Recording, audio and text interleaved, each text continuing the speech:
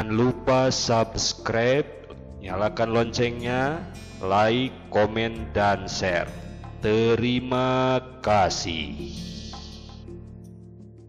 Assalamualaikum warahmatullahi wabarakatuh. Nahmaduhu wa nusalli wa nusallimu ala rasulil karim, amma ba'du. Subhanaka la ilma lana illa ma'allamtana innaka antal alimul hakim. La yatakallamuna illa man adinalahur rahman.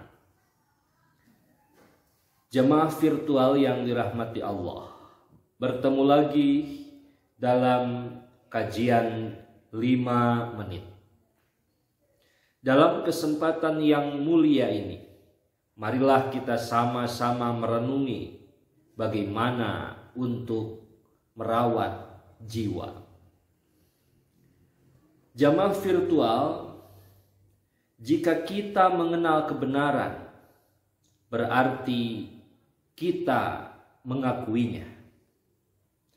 Kebenaran akan menunjukkan kita bahwa Allah mewajibkan suatu kewajiban batiniah dan kewajiban lahiriah.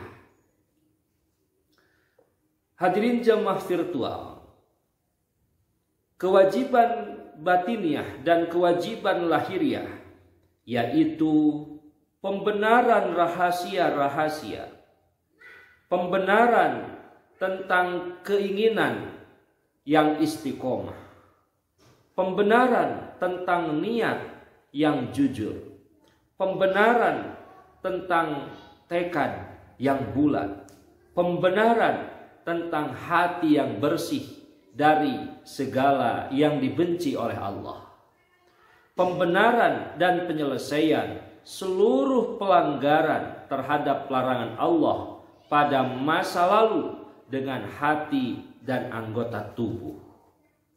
Hadirin jemaah virtual, itulah perintah yang dijadikan Allah sebagai pelindung atas perbuatan-perbuatan anggota tubuh. Karenanya, apapun pekerjaan lahiriah manusia disaring dulu lewat batin. Apapun yang sesuai dengan batinnya, maka jadilah dan diterimalah lahirnya. Apapun yang bertentangan dan merusak batinnya, maka perbuatan-perbuatan lahiriah akan dikembalikan kepadanya meskipun banyak jumlahnya. Aspek lahiriah akan tiada, berarti karena rusaknya aspek batiniah. Semua itu sesuai dengan firman Allah Subhanahu wa ta'ala. Dan tinggalkanlah dosa, kata Allah, yang tampak dan yang tersembunyi. Sesungguhnya orang-orang yang mengerjakan dosa kelak akan diberi pembalasan pada hari kiamat disebabkan apa yang telah mereka kerjakan. Sesuai pula dengan sabda Nabi yang artinya, sesungguhnya semua pekerjaan tergantung niat, dan sesungguhnya balasan bagi tiap orang adalah sama dengan apa yang ia niatkan. Nabi juga bersabda, dalam diri Bani Adam, dalam diri manusia terdapat segumpal daging yang bila kondisinya baik, baiklah seluruh jasadnya. Bila rusak, rusaklah seluruh jasadnya. Bila rusak, rusaklah seluruh amalnya. Ingat, itu adalah hati. Oleh karena itu, kenalilah jiwa kita. Periksalah kondisi-kondisi jiwa dan carilah simpul hati kecilnya dengan perhatian dan kasih hanya kepada Allah Subhanahu wa Ta'ala, sebab kita tidak memiliki jiwa selainnya. Jika jiwa rusak, maka itulah bencana dan kehancuran yang terbesar untuk kita semua. Saudaraku jemaah virtual yang dirahmati Allah, perketatlah pengawasan kepada jiwa dengan mata yang awas dan tajam, sehingga kita mengenal bencana-bencana amal. Kita mengenal bencana-bencana amal jiwa dan kerusakan nuraninya, sekaligus mengetahui apa yang menggerakkan lidah.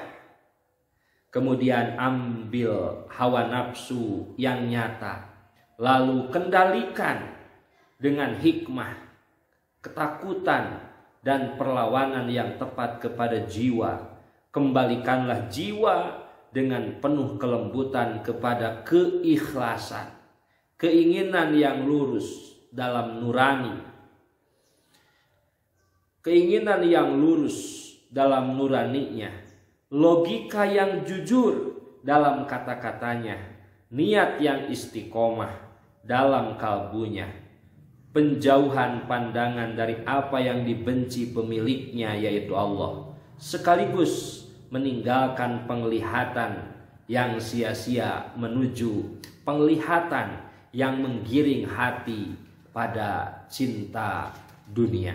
Saudaraku jamaah virtual yang dirahmati Allah, ajarilah jiwa untuk tidak mendengar apapun yang dibenci pemiliknya, yakni hawa nafsu dan maksiat, baik saat gembira, saat sedih, saat leluasa maupun sempit.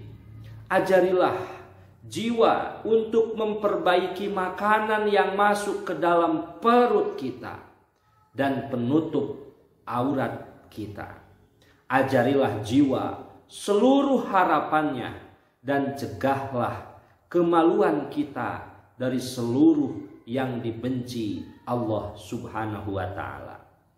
Bersamaan dengan itu, awasi dan hilangkan kelengahan-kelengahan dari hati kita pada setiap gerak dan tenangmu.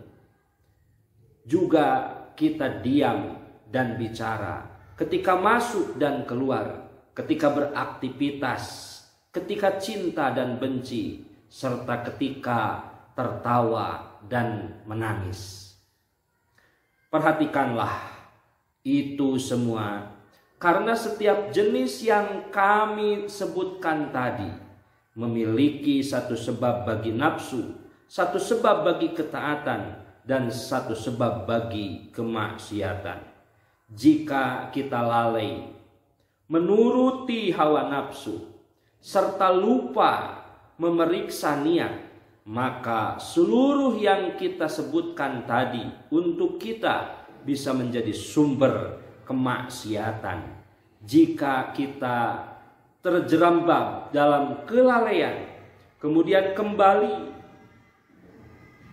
awas menentang hawa nafsu, maka penyesalan atas kelalaian dan kejatuhan diri akan membayangi kita semua. Semua itu akan kembali menjadi suatu kebaikan dan ketaatan bagi kita semua. Itulah hadirin jamaah virtual tentang bagaimana kita semua merawat jiwa. Mudah-mudahan bermanfaat. Kurang lebihnya mohon maaf. Wassalamualaikum warahmatullahi wabarakatuh.